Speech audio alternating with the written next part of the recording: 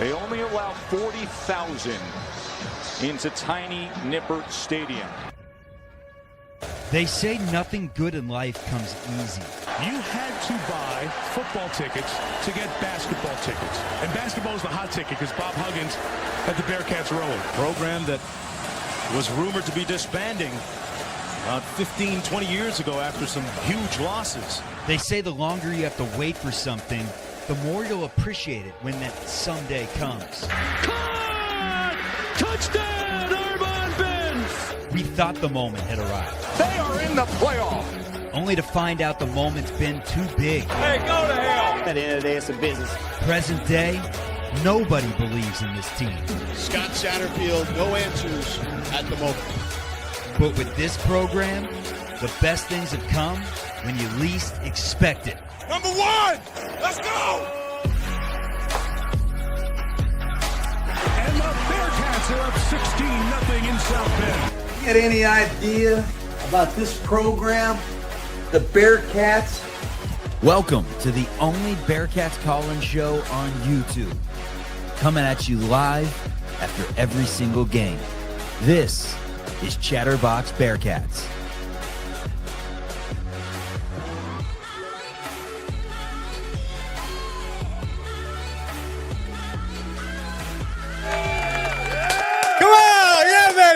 Come on, what's up? Welcome to Chatterbox Bearcats, everyone. Sorry for the loud introduction out of the gate, but that's the biggest win of the Scott Satterfield era, back to back. 38 for the good guys, 31 for the Cyclones. Have some chili, Cyclone Larry. Great fan base the Cyclones have. They've destroyed UC in every sporting event that we follow on this show, and today, clap it up for Scott Satterfield and the fellas. And when I say fellas, I mean it takes a village. Everyone stepping up and getting the job done today. But good God, does this program like giving us agony consistently or what? Always, man, always. We almost got a Brendan Sorsby, Jeremy Hill style muff snap with a minute 50 to go, probably identical to that Steelers wildcard game like 10 years ago. Literally, all you got to do is take a knee and you win the football game. And literally a snap was God, he picked it up because that would have been pretty devastating. Next play, Sorsby came out there and he had a back behind him and then he had two to the right and one to the right, one to the left. But let's go through this thing, man. I mean, it gave us shades of that Pitt game last year for a bit. Then I'm like, nah, we're kind of dominating. It was one of those domination games to where it's like, all right, if Iowa State scores a touchdown and keeps going for two, it can be a two-possession game. But realistically, we feel pretty good that we'll stop them on one, right? And it's probably a three-possession game. And you feel pretty good in the fourth quarter when you have that three-possession cushion, but they made it interesting until literally the final seconds of this game. Striped stands at Nippert. Place was packed. We were spoiled with TNT's coverage the last game. Great build-up. Wonderful graphics. The halftime studio, we got a little Adam Lefko who fills in for Ernie on the TNT basketball show. RIP to that show, at least on TNT. But ESPN2 is the new CW, man. The new WB64. They get right into the game, gives you no hype or anything. Graphics don't look nearly as good, but the Bearcats looked phenomenal. Phenomenal. They score on their first 5 drives. The entire first half, we saw nothing but points on the board. So following a Kansas game where UC exploded for points, apparently that Nebraska game, one, you point to Nebraska's Big Ten defense, and two, somewhat of a fluke because this team's not scored in 17 points many games throughout. Now, I will say, last year we probably said that at this point in the season, after a loss to Texas Tech or whatever it was, and we found out that teams adjusted and were able to stop Cincy, but they didn't have the weapons last year, did the Bearcats, that they have right now. First drive, immediately spreading the wealth. Tawi Walker, 15-yard beast mode, had a couple beast mode moments in the game where he was just, get off me, see ya. Almost a home run to Cyrus Allen, from Brendan Sorsby to Cyrus Allen, just missed by a few inches. Not the best throw, but there wasn't a ton of space there for Allen. It would have been a great play had it been made. No worries. Jeff Caldwell catch over the middle. Next thing you know, Evan Pryor, little house call. Love his role, man. He's like the Barry Bonds of Cats baseball. Just comes in and there it goes. See ya. That's Evan Pryor. There he goes. See ya. Second drive, we get Noah Jennings, 36 yards. Then we get Evan Pryor, 21 yards. We're making Iowa State look terrible at this point. There's a stall. Rusnick drills a 38-yarder. Thank you, Steven. He's been awesome thus far. Perfect on field goals and extra points. It's 10-0 Cincinnati. Over to the defense. Sunday got an earful at the end of the game. And you know who I'm talking about if you're an everyday listener of this show. Welcome to everyone, by the way, in the chat. I'll put the link in the chat right now. This is a call-in show. And look, we got our first call-in. What's your name and where are you calling from, sir? Houdini, technically in Covington, Kentucky right now, Chuck. Long-time listener, first-time call. Oh, damn it. The spectrum goes with him on the road. No, you're back. How we feeling? Big win. I mean, I was having just flashbacks of Eli Holstein, man. But what a win. The refs, that PI call, I'm sure you already touched on it. That PI call to end the half was probably one of the worst calls you'll see in college football. But tell me this, Chuck. Tawi Walker and Evan Pryor is a 1-2 punch.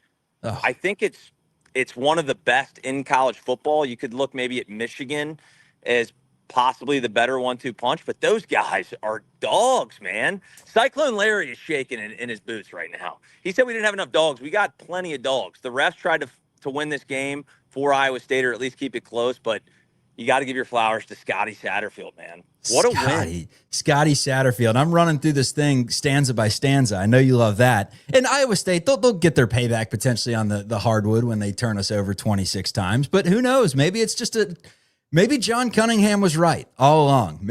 Apology letters not being written yet to John Cunningham, but we did buy the composition book just in case, Houdini, to throw down some sonnets about Cunningham. How long are you staying on? Are you just giving a quick word or what's the plan here?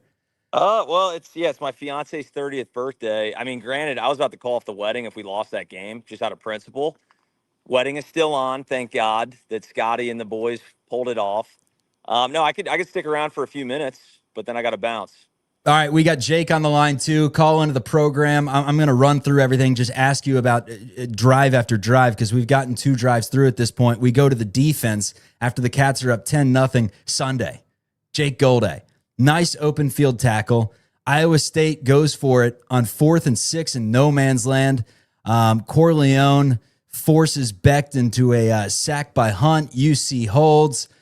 A great start defensively after whatever that defensive performance was against Kansas. The third drive for Cincinnati. It's the Tawi Walker drive. 12, 14, 7, 7. Just eating them alive. Then we go over to Sorsby, the Mrs. Frizzle bus. Mrs. Frizzle's on the Sorsby train. He just starts chugging away. I think I can. The wheels come alive. And then you know what we get to do, Houdini. To make it 17-0. Put on your Joe Royer wigs, everyone. Still haven't seen it yet in the student section. I don't know how people aren't packing with their signs and their coolers a Joe Royer wig. You can just type in Bob Ross wig. You can get them online. But 17-0, that's where you start your buses, Iowa State. We're feeling great. Not so fast, my friends. Becht leads a 3-play, 75-yard scoring drive in 28 seconds. You're thinking, the defense. But no worries. 4th drive, you miss Caleb Goody in the end zone, wide open. That's a dagger, potentially. You need these. No worries. Nice little jet sweep to Isaiah Johnson. Huge pickup. Pryor, an unreal run to get to the end zone. That's 4 drives, 24 points. 5th drive, 13 plays, 80 yards. 4th and 1 inside the 20. Sorsby, a keeper on a play that he was probably going to hand it off and kind of audibles mid-play and makes a play. TD. 5 drives, 5 scores before halftime. But right before half, that's where the disasters usually kick in. We thought we had our first interception of the season by McDoom. Pass interference. It's called back. Iowa State, with no time on the clock, gets a Rocco Becht TD from the 3-yard line. Can you run us through that sequence watching as a fan?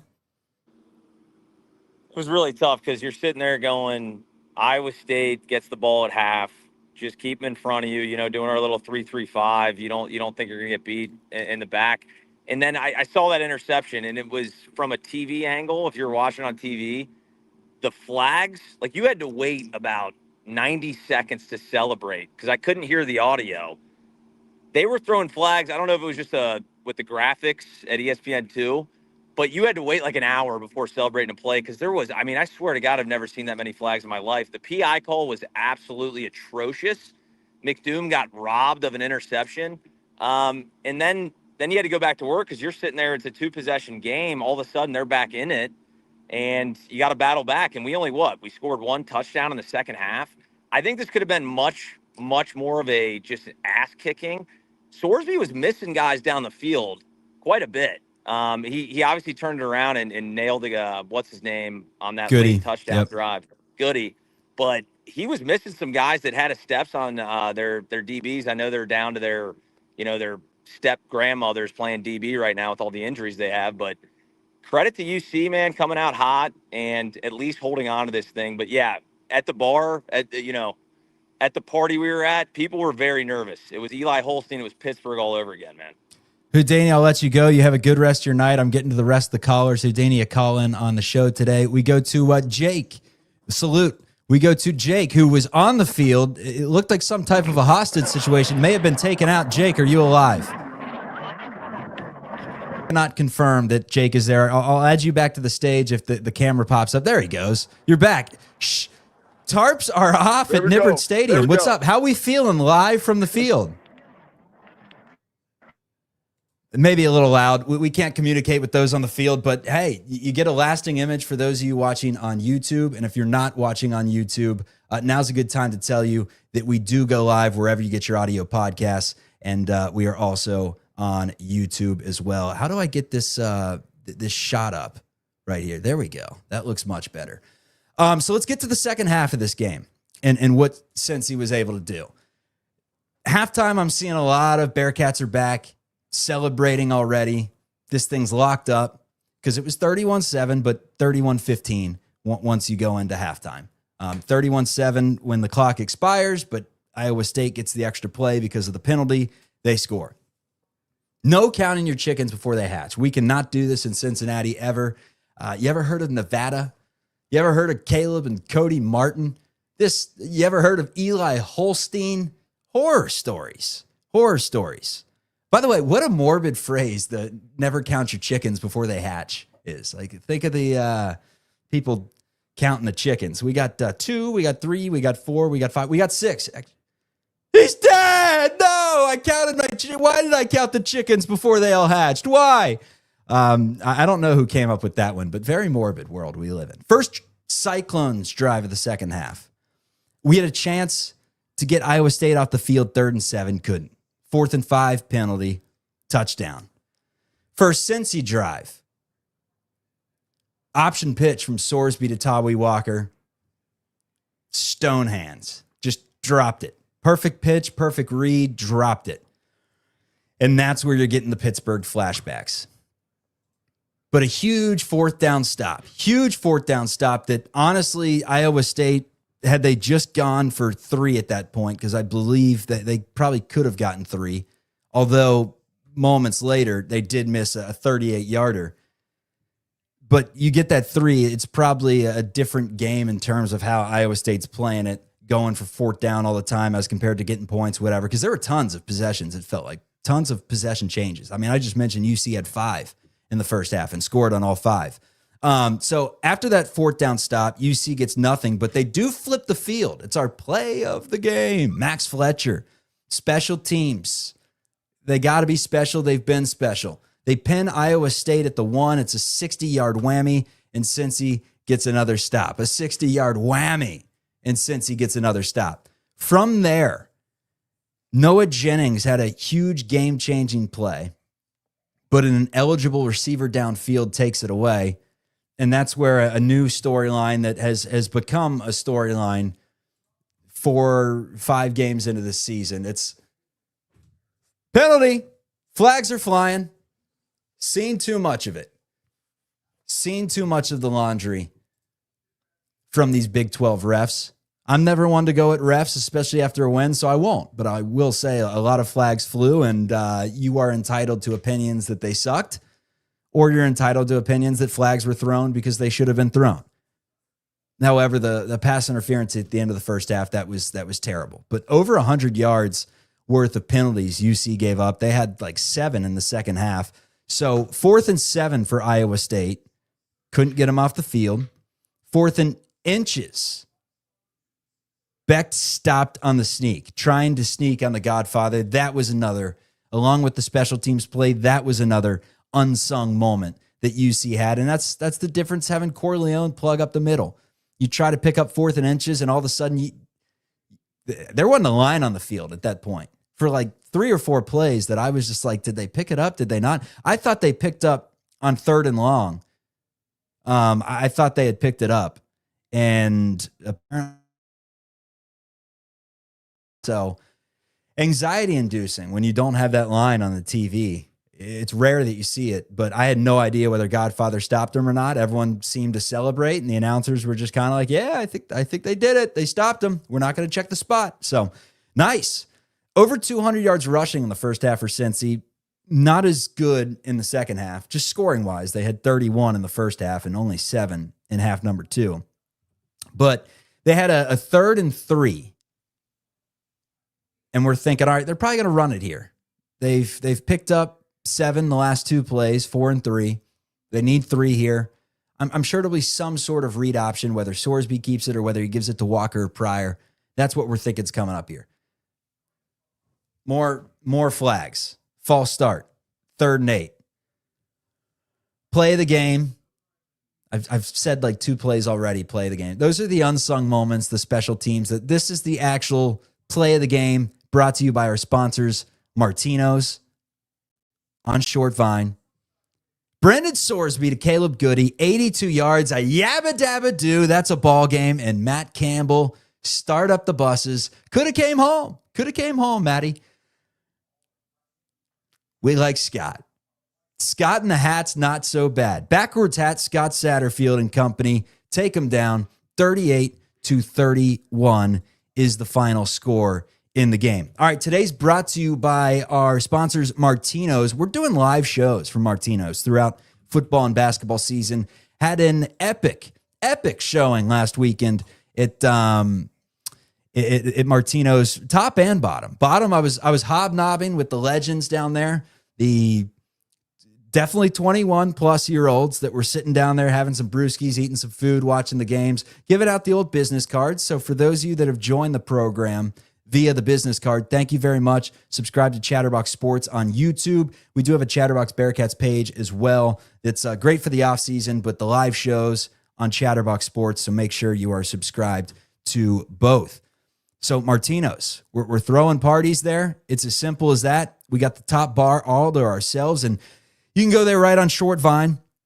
If you're hungry for something really massive, try one of their signature 2-foot hoagies. 2 feet sandwich monstrosities that'll piled high with shaved ribeye to hot Italian sausage. They got veggies, cheeses, sausage. It's good stuff. Game day, Martino's has you covered. One of the best spots to catch Bearcats games away or home. They got TVs everywhere. The crowd energy's on point. Not a bad seat in the house. It's perfect for the watch parties. And the menu's great. Italian-American classics, wings, salads, pastas, pizzas, loaded fries, desserts if you got a sweet tooth.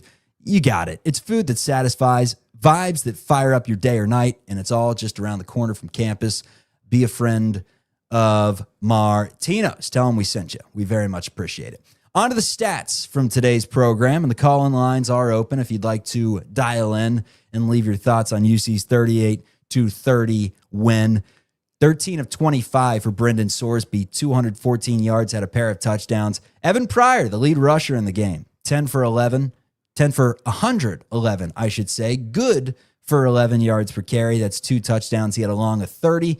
Tawi Walker backed him up. So the 2 combined for 200 yards. Pryor's 111. Tawi 14 for 89. No touchdowns. Pryor did have 2 touchdowns. Brendan Sorsby, 9 of 64. One of those being a 20-yard touchdown scamper. The receiving, 13 catches from 6 different receivers. The touchdowns, Joe Royer, a 12-yard score. Caleb Goody, an 82-yard score. Noah Jennings had 42 yards on a couple of catches. Isaiah Johnson had 1 for 26. Caldwell had 1 for 21. And Cyrus Allen had 3 for 22. Leader in tackles. Guess who it was? Sunday, baby. Sunday. Jake Golday, 12 tackles, 6 solo, a sack, a tackle for a loss. Did everything. Christian Harrison had 10, 7 solo tackles, a tackle for a loss. 2 sacks for Jalen Hunt in the game. Simeon Coleman had a sack, but was ejected on that sack due to targeting, where I didn't think Rocco Becht was going to get up and play the rest of that game. I thought that man is concussed. You hate to see it. A bang-bang play. I mean, Coleman obviously drops the crown of his helmet just a little. The only way you can hit him is high at that point with the way that he's spinning and everything. That's going to get called every time, which is how, I mean, he got destroyed on that play. Cincinnati had 4 sacks. They had 5 tackles for loss. The team stats in the game, Iowa State dominated in first downs. They had 465 total yards. Cincinnati won that battle with 474. UC won the rushing battle. Passing was Iowa State. Penalties 13 for 128 for Cincinnati. They lost the turnover battle. Did UC 1-0, losing that fumble on the pitch from Walker. And time of possession, Iowa State wins that 34-25. But guess what? Cincinnati's atop the Big 12, 2-0, and they take down the number 14 team in the country, Iowa State. And you can bet your sweet Scott Satterfield, you could bet your ass, not his, just you could bet your ass that UC will be ranked come next week in the AP and the coaches poll. If not, that's a travesty. 4-1, 2-0 in the Big 12, and a big win over the 14th team in the country after taking down Kansas last weekend. Scores from around the Big 12. This show is being recorded right after the game. It's a live program that we air here on Chatterbox Bearcats. So we can call this one final. If not, clip me. I don't give a damn. Arizona 21, Oklahoma State 3. Oklahoma State sucks. They're just really bad. It's sad what's going on over there. Last time we played Oklahoma State, they beat the Bearcats pretty good. So we really have nothing to stand on in the past, but in the present, in the current moment, they're not good whatsoever. Houston's playing Texas Tech. That's the battle of the unbeatens. Both teams 4-0. Texas Tech now the lone ranked team in the conference. No, BYU's 23. Texas Tech 11th in the country. Colorado plays TCU, and Kansas plays UCF on the road tonight. That'll be a good one to keep an eye on. The finals, BYU beat West Virginia on Friday, 38-24. West Virginia 0-3 in the Big 12. BYU 2-0 in the Big 12. And then Baylor in front of a very, very tiny crowd. It looked like 50% of that stadium was open. I know it's hot in Waco, but come on now. They get the win, 35-34 over Kansas State. Baylor's 2-1. Kansas State is 1-2. This is Chatterbox Bearcats. Appreciate everyone for tuning in on this Saturday. Next up for Cincinnati, I believe it's UCF. It is UCF. It's on the 11th. So they play UCF on the 11th, and they got Oklahoma State on the road. You have a chance here to go 6-1. Oklahoma State, I mentioned, they suck. They're not beating Cincinnati. Doesn't matter if it's on the road. They are really, really bad. That would be a travesty. I think Bowling Green could beat Oklahoma State. That's not a jab at Bowling Green. That's just saying I think they're better than Oklahoma State. UCF, we'll see how good they are. They smothered Bill Belichick, but speaking of sucks, UNC appears to be a wreck right now. Not good. So UCF, Oklahoma State, Baylor, at Utah, Arizona, BYU, TCU, tough to end the season. But hey, you win what's on your schedule. And these were 2 games back-to-back in Kansas and Iowa State that could have easily been 0-2 on paper. But that's why we rip up the paper. That's why we play the games. That's why we believe in the Scotterfield Express. 2-2. Our conductor, Scott, got us to 4-1 and looking very good that this team could be bowl eligible by the time they hit that tough latter half of the schedule that sees Baylor, Utah, BYU, TCU, and 2 of those games on the road. Because you beat UCF and Oklahoma State, that's 6. That's 6. But we don't want 6. We want Dallas, baby. We want Arlington. See you, everyone. Have a great Saturday. We will talk to you soon. Final score, Bearcats 38-24 for the Iowa State Cyclones. Hop in the comments. Leave your thoughts. Hit that like on the way out. Subscribe to the program. Share it with a friend. All these things support the show and allows us to continue to give our time on Saturdays to covering a team that does not get the coverage that they deserve. We will give you the coverage that you deserve. We will not be like those Carolina Panthers fans that ended the podcast due to not being able to spend time on a Sunday. That's not going to happen. Scott won't let it happen. Adios.